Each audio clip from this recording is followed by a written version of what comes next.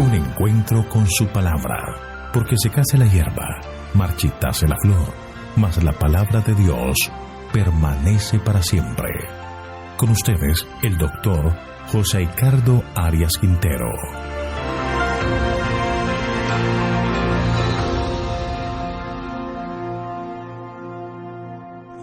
Hoy vamos a estudiar Mateo capítulo 12 a partir del versículo 15 hasta el 24. El siervo escogido. Te invito a orar.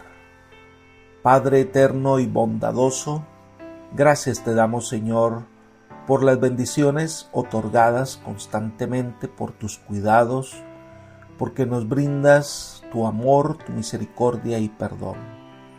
En este momento, al abrir la Escritura, solicitamos la presencia de tu Espíritu entre nosotros, para que Él sea nuestro guía, nuestro maestro, y podamos aplicar las realidades de este pasaje a nuestra vida espiritual, y poder de esta manera predicar a otros el mensaje de salvación. Gracias por responder a esta oración, pues lo pedimos en el nombre de Cristo Jesús. Amén. Hemos estado estudiando Mateo capítulo 12, que encierra una discusión sobre la observancia del sábado. Comienza con los discípulos que recogen espigas en sábado, sigue con la historia del hombre con la mano seca y terminamos nuestro estudio hablando de alguien que es mayor que el templo, que el sábado, y que nos dice qué es lo que se debe hacer en el día de reposo. La siguiente sección del capítulo 12 de Mateo son los versículos 15 al 21, y esta sección nos habla del siervo escogido. Aquí se presenta lo que Jesús hizo con respecto a la oposición que había encontrado. Leamos los versículos 15 al 17. Cuando Jesús supo esto, se retiró de allí, lo siguió mucha gente y sanaba a todos, y les encargaba rigurosamente que no lo descubrieran. Cuando el Señor se dio cuenta de la conspiración que estaban tramando los fariseos y los herodianos, después de la curación del hombre de la mano seca en la sinagoga en un día sábado, a medida que aumentaba la popularidad de Jesús, también proporcionalmente aumentaba la oposición contra él. Jesús entonces decide apartarse de este lugar. No iba a dejar que su obra fuese estorbada. Entonces dice que se apartó de allí, que no partió hasta después del sábado, pues un largo viaje en día sábado innecesariamente habría despertado prejuicios entre los dirigentes judíos en contra de él. Debemos entender que Jesús nunca confundió la temeridad con el coraje. Se retiró de allí porque todavía no había llegado su hora. Jesús tenía mucho que hacer antes de llegar a la cruz. En la narración paralela que encontramos en Marcos capítulo 3, versículos 7 y 8, leemos: Pero Jesús se retiró al mar con sus discípulos y lo siguió gran multitud de Galilea, también de Judea, de Jerusalén, de Idumea, del otro lado del Jordán y de los alrededores de Tiro y de Sidón. Oyendo cuán grandes cosas hacía, grandes multitudes vinieron a él. Así que mucha gente siguió a Jesús, querían conocerle, querían aprender de él. Mateo, por su parte, resume diciendo: lo siguió mucha gente y sanaba a todos, y les encargaba rigurosamente que no le descubrieran. Jesús no solo sanó al hombre de la mano seca, sino que también atendió a otras personas, pero con un cometido: que no le contaran a nadie, que no le descubrieran. No quería que le rodeara la publicidad. Berkeley comenta: sabía demasiado bien cuántos falsos mesías habían surgido. Sabía demasiado bien lo inflamable que era la gente.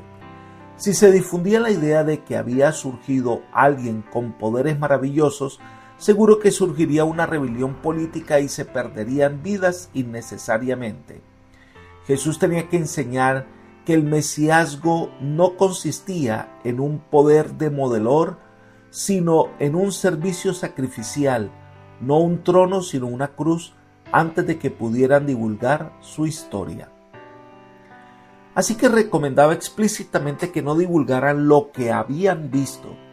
Eso evitaría que se levantaría más odio o prejuicios contra él de parte de los dirigentes del pueblo. Mateo 12 continúa en los versículos 17 al 21 diciendo: para que se cumpliera lo que dijo el profeta Isaías: este es mi siervo, a quien he escogido, mi amado, en quien se agrada mi alma. Pondré mi espíritu sobre él, y a los gentiles anunciaré juicio. No contenderá ni voceará, ni nadie oirá en las calles su voz. La caña cascada no quebrará, y el pábilo que humea no apagará, hasta que haga triunfar el juicio. En su nombre esperarán los gentiles. Recordemos que la razón de ser del Evangelio de Mateo es comprobar que Jesús es el Mesías, que Él cumple las descripciones de los profetas. Él ahora está citando a Isaías capítulo 42, versículos 1 al 4. Leamos: este es mi siervo, yo lo sostendré, mi escogido, en quien mi alma tiene contentamiento. He puesto sobre él mi espíritu. Él traerá justicia a las naciones. No gritará, no alzará su voz, ni la hará oír en las calles. No quebrará la caña cascada, ni apagará el pábilo que se extingue. Por medio de la verdad traerá justicia. No se cansará ni desmayará hasta que establezca en la tierra la justicia. Las costas esperarán su ley. Esta es una profecía 100% mesiánica que Mateo usa para resaltar la labor de Jesús. Mateo afirma que el siervo de Isaías está designando a Cristo. En verdad, muchas expresiones de Isaías no pueden aplicarse a ningún otro. Con frecuencia Jesús dijo que había sido enviado por su Padre para llevar a cabo una misión asignada. Por eso dice: mi amado, en quien se agrada mi alma. Habla de una elección hecha, de una decisión en favor de alguien, de un sello de aprobación concedido a una persona. Jesús es quien realiza la obra que le agrada al Padre, que es buscar y salvar al perdido. Pero aquí también hay una expresión importante. Dice: pondré mi espíritu sobre él. Mateo e Isaías refiere claramente a los tres miembros de la deidad. Yo, el Padre, he puesto sobre él, el siervo o Mesías, es decir, Cristo, mi espíritu, es decir, el Espíritu Santo. Recordemos que el Espíritu Santo descendió en forma especial sobre Cristo en el momento de su bautismo. Mateo, citando a Isaías, continúa diciendo: y a los gentiles anunciará juicio. Debemos recordar que Jesús no solo sería el Salvador de los judíos, sino que el mensaje de la gracia divina es para toda la humanidad. Sigue la cita: no contenderá ni voceará, ni nadie oirá en las calles su voz. El Mesías realizará una gran obra en silencio y modestamente, sin pompa y sin ruido. Berkeley comenta lo siguiente: él no se enfrentaría con nadie, ni gritaría de forma que se le oyera por las calles. Las palabras que se usa para gritar se usa corrientemente del ladrido de los perros, el graznido de los cuervos, el escándalo de los borrachos, la bronca de la audiencia descontenta en el teatro. Quiere decir que Jesús no se peleará con la gente. La obra del Mesías sería una obra sin levantamiento de fuerzas humanas, sino el deseo era el extender la gracia divina. La siguiente frase dice: la caña cascada no quebrará. El Mesías ministraría tiernamente a los débiles, los lastimados y oprimidos. Sería amigo del pecador, humilde y contrito, y de todos los necesitados. Lo que se consideran a sí mismos y también son considerados por otros como casos desesperados, podrán hallar en él el consuelo, la fuerza y el ánimo que tanto necesitan. Mateo sigue citando a Isaías diciendo: ni apagará el pábilo que se extingue. Por medio de la verdad traerá la justicia. El testimonio de una persona puede que sea vacilante y débil. La luz de su vida puede que sea parpadeante. Pero Jesús no vino para desanimar, sino para animar. No trata con desprecio al débil, sino con comprensión. No extingue la llama vacilante, sino la cuida para que dé una luz más fuerte y brillante. En él pondrán los gentiles su esperanza. Con Jesús vino al mundo una invitación, no solo a una nación, sino a toda la humanidad a participar del amor de Dios y a aceptarlo. En él, Dios se acerca a cada cual con el ofrecimiento de su amor. Y entonces termina diciendo, en su nombre esperarán los gentiles. A pesar de las dificultades con las cuales tuviera que enfrentarse el Mesías, perseveraría hasta alcanzar la meta de restablecer en esta tierra la justa ley del universo. La siguiente sección de Mateo capítulo 12 son los versículos 22 al 37 y toca el tema de la blasfemia del Espíritu Santo. Esta parte la vamos a dividir en dos partes. Vamos a estudiar ahora la primera parte. Y la primera parte es el milagro de Jesús y la acusación que le hicieron al Salvador y su respuesta. Leamos los versículos 22 al 24. Entonces le llevaron un endemoniado ciego y mudo. Lo sanó de tal manera que el ciego y mudo veía y hablaba. Toda la gente estaba atónita y decía, ¿será este el hijo de David? Pero los fariseos al oírlo decían, este no echa fuera los demonios sino por Belcebú, príncipe de los demonios. Este es uno de los pasajes más difíciles de ubicar en la secuencia de acontecimientos del ministerio de Cristo. Recordemos que Mateo no está interesado en contar la historia de Jesús en un orden estrictamente cronológico. Algo que se debe considerar en el relato es que en el mundo oriental las enfermedades mentales y psicológicas se atribuían a los demonios y a los diablos, pero además se achacaban a su poder maligno todas las enfermedades y con frecuencia muchas de esas enfermedades eran tratadas como exorcismos. Ahora le trajeron a Jesús un hombre que era ciego y sordo y sus males se atribuían a la posesión diabólica. El registro dice que Jesús le sanó de tal manera que el ciego y el mudo veía y hablaba. Entonces el relato dice que toda la gente estaba atónita. Quizás muchos de los presentes pensaron que Jesús no podía sanar a este hombre. Algunos habían venido orgullosamente ante Jesús pensando que le iban a derrotar e iban a poder comprobar que Jesús era un hombre común y corriente. Por eso cuando el milagro ocurre, se quedaron mudos de asombro y abrumados e incluso algunos se sintieron derrotados. Entonces muchos de los presentes se preguntaron, ¿será que este es el hijo de David? La forma de la pregunta en griego insinúa que se espera recibir una respuesta negativa.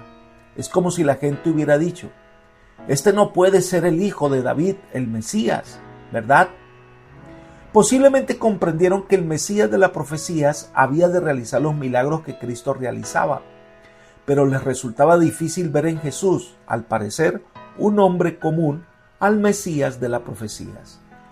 No era un príncipe glorioso con pompa y séquito, no iba acompañado de un coche de espadas ni de ejércitos con banderas, no se presentaba con señales del cielo llamando a los hombres a la batalla. Era un sencillo carpintero de Galilea con palabras de sabiduría benigna y serena, en cuyos ojos brillaba solo la compasión y en cuyas manos no había más armas que el extraño toque sanador. El hecho de que mucha gente oyera a Cristo de buena gana lo reconocieron como un gran maestro y aún como profeta. No significa necesariamente que lo aceptaran como Mesías. Sus muchos milagros encendían la llama de la esperanza en sus corazones de que quizás fuera el Mesías, pero sus preconceptos en cuanto a cómo sería el Mesías apagaban casi inmediatamente la débil llama. Ante la posibilidad que la gente considerara a Jesús como el Mesías, los fariseos que estaban allí, probablemente para observar a Cristo e informar al Sanedrín, aprovecharon el momento para desacreditar el milagro de Jesús y negar que haya sido un milagro genuino, y dijeron: pero los fariseos al oírlo decían: este no echa fuera los demonios sino por Belcebú, príncipe de los demonios. El desprecio que sentían por Jesús se demuestra en el hecho de que no pronuncian su nombre, sino que se refieren de forma descortés diciendo este, y tratan de explicar diciendo que él está obrando por Belcebú. Era evidente que el milagro del ciego y mudo no se hizo evidente, que estaba actuando un poder sobrehumano, y se negaron a aceptar que Jesús era divino y poseía poder para efectuar el milagro. Por lo tanto, le acusan de ser aliado del diablo. Jesús responde a esta acusación con 3 afirmaciones muy interesantes que desbaratan todo lo que los fariseos pretendían de la acusación de que Jesús hacía el milagro por Belcebú. La primera respuesta de Jesús a esta afirmación está en los versículos 25 y 26. Sabiendo Jesús los pensamientos de ellos, les dijo: todo reino dividido contra sí mismo es asolado, y ninguna ciudad o casa dividida contra sí misma permanecerá. Si Satanás echa fuera a Satanás, contra sí mismo está dividido. ¿Cómo pues permanecerá su reino? El argumento del reino dividido. Una nación que está dividida se debilita y no puede hacer frente a los ataques de otras naciones. Lo mismo ocurre en un hogar o en una ciudad o en un distrito. No pueden sobrevivir cuando están divididos contra sí mismos. La disensión interior es el fin del poder. Así que si los escribas y los fariseos tenían razón, los días de Satanás estaban contados. Satanás estaba empeñado en combate mortal con Cristo. El diablo difícilmente podría ser tan necio como para atacarse contra sí mismo, confirmando las afirmaciones de Cristo, su enemigo mortal, y cooperando con él en la expulsión de los demonios que él mismo había introducido en los hombres. Procediendo así, su reino seguramente caería. Con esto Jesús demostró cuán absurdo era el argumento de los fariseos, y su razonamiento fue tan claro y sencillo que todos pudieron comprenderlo. La segunda respuesta que allí les plantea un dilema, versículo 27.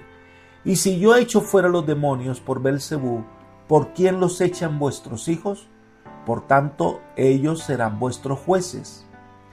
Después de haber mostrado cuán absurdo era el argumento de los fariseos, Cristo les presentó un dilema.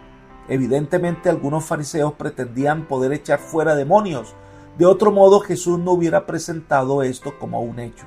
Los hijos de los fariseos afirmaban ser capaces de echar fuera demonios. Si Jesús estaba practicando el exorcismo porque estaba aliado con el príncipe de los demonios, entonces los judíos estarían en el mismo caso porque trataban de la misma manera las enfermedades y tenían, por lo menos a veces, el mismo resultado. No era congruente acusar a Jesús de sacar fuera demonios por el poder de Satanás, mientras sus hijos o discípulos lo hacían por el poder de Dios. En tercer lugar, la tercera respuesta es la esencial de lo que quiere enseñar en esta afirmación. Leamos versículo 28. Pero si yo por el Espíritu de Dios echo fuera los demonios, ciertamente ha llegado a vosotros el reino de Dios. Después de colocarlos en ese dilema, ahora indiscutiblemente deben llegar a la conclusión que la realidad de la obra de Jesús era que estaba bajo el poder de Dios. Y estos milagros dan evidencia que Él era el Mesías. Entonces el reino de la gracia se ha establecido. Elena de Guay afirma: cada milagro que Cristo realizaba era una señal de su divinidad. Él estaba haciendo la obra que había sido predicha acerca del Mesías, pero para los fariseos estas obras de misericordia eran una ofensa positiva. Los dirigentes judíos miraban con despreciada indiferencia el sufrimiento humano. En muchos casos, su egoísmo y opresión habían causado la aflicción que Cristo aliviaba, así que sus milagros les eran un reproche. Libro El deseo de todas las gentes, página 373. Entonces Jesús continúa diciendo, versículos 29 y 30, pues ¿cómo puede alguno entrar en la casa de un hombre fuerte y saquear sus bienes si primero no lo ata? Entonces podrá saquear su casa. El que no está conmigo está contra mí, y el que conmigo no recoge, desparrama. Lo que está haciendo Jesús es entrar en el terreno de Satanás. Él debe atar a Satanás para vencerlo y despojarlo de su propiedad. Jesús es el que está ocupando para derrotar el reino infernal del enemigo. El que ata al hombre fuerte debe necesariamente ser más fuerte que él. Solo Dios es más fuerte que Satanás. Por lo tanto, frente a la evidencia de que Jesús está libertando a los cautivos de Satanás, debe entenderse que el poder de Dios está actuando por medio de Jesús. Los milagros de Cristo no dan testimonio de una alianza con Satanás, sino que estaba en guerra contra él. Elena de White afirma: lo que indujo a los judíos a rechazar la obra del Salvador era la más alta evidencia de su carácter divino. El mayor significado de sus milagros se ve en el hecho de que eran para bendición de la humanidad. La más alta evidencia de que él provenía de Dios estriba en que su vida revelaba el carácter de Dios, hacía las obras y pronunciaba las palabras de Dios. Una vida tal es el mayor de todos los milagros. Deseo de todas las gentes, página 373. Ahora lanza un desafío. No hay términos medios en el reino de Dios. Se identifica en el Señor o se aparta de Él. No hay territorio neutral en esta guerra espiritual. Todos o son leales o son traidores. El que se niega a seguir a Jesús daña la obra de Cristo. El que no está enteramente de parte de Cristo está enteramente de parte del enemigo. Vale decir que el peso de su influencia se inclina en esta dirección. El estar casi, pero no completamente con Cristo, es estar no casi, sino simplemente contra Él. Elena de White explica: el alma que se entrega a Cristo llega a ser una fortaleza suya, que Él sostiene en un mundo en rebelión y no quiere que otra autoridad sea conocida en ella sino la suya. Un alma así guardada en posesión por los agentes celestiales es inexpugnable para los asaltos de Satanás. Pero a menos que nos entreguemos al dominio de Cristo, seremos dominados por el maligno. Debemos estar inevitablemente bajo el dominio del uno o del otro, de los grandes poderes que están contendiendo por la supremacía del mundo. No es necesario que elijamos deliberadamente el servicio del reino de las tinieblas para pasar bajo su dominio. Basta que descuidemos de aliarnos con el reino de la luz. Si no cooperamos con los agentes celestiales, Satanás se posesionará de nuestro corazón y hará de él su morada. La única defensa contra el mal consiste en que Cristo more en el corazón por la fe en su justicia. Libro El deseo de todas las gentes, página 291. La invitación es que debemos aceptar a Cristo como el Salvador e identificarnos con sus obras. Más adelante Elena de White aconseja: el que está con Cristo y se mantiene la unidad de Cristo, lo entroniza en el corazón y obedece sus órdenes. Está a salvo de las trampas del enemigo. El que se une con Cristo recogerá para sí mismo las gracias de Cristo y dará fortaleza, eficiencia y poder al Salvador, ganando almas para Cristo. Cuando Cristo se posesiona de la ciudadela del alma, el instrumento humano se convierte en uno con Él. Cooperando con el Salvador, llega a ser el instrumento mediante el cual obra Dios. Entonces, cuando venga Satanás y se esfuerce por tomar posesión del alma, encontrará que Cristo lo ha hecho más fuerte que el hombre fuerte armado. Manuscrito 78 del año 1890. Apreciado amigo y hermano, Jesús vino como el Mesías para traer paz, salvación y libertad. Jesús vino para deshacer las obras del diablo. Jesús vino para romper las cadenas que nos atan al pecado. Él es el hombre fuerte, el único que puede derrotar a Satanás. Por eso nuestra más segura refugio es entregar nuestra vida a Cristo para que Él pueda vencer al enemigo en nuestra vida. Dejemos que el Señor tome posesión de nuestro corazón, de nuestra existencia, y Él traerá paz y salvación. Que el Señor te bendiga y te guarde y te guíe por sendas de paz. Es mi oración por ti. Amén.